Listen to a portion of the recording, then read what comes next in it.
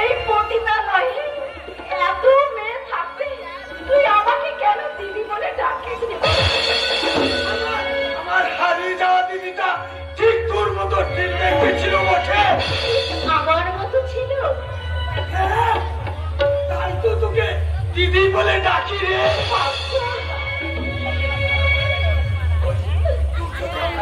বাড়িতে আমার দিদি শিয়ের কাম করতো।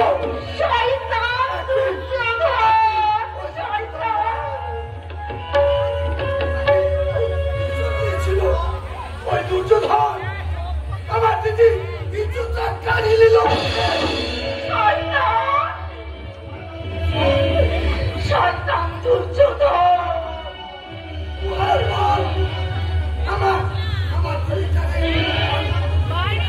বেঁচে দিল এই সন্ধ্যা পল্লীতে। এই কামরাতেই থাকতো।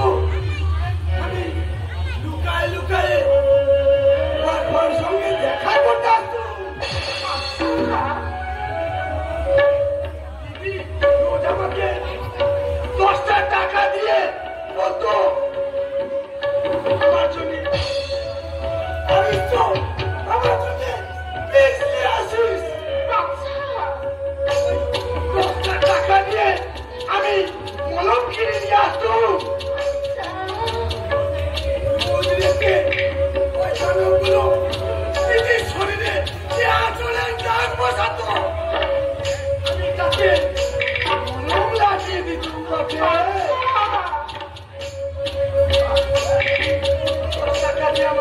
আমার এই গ্রামে জলমারি বলেছিল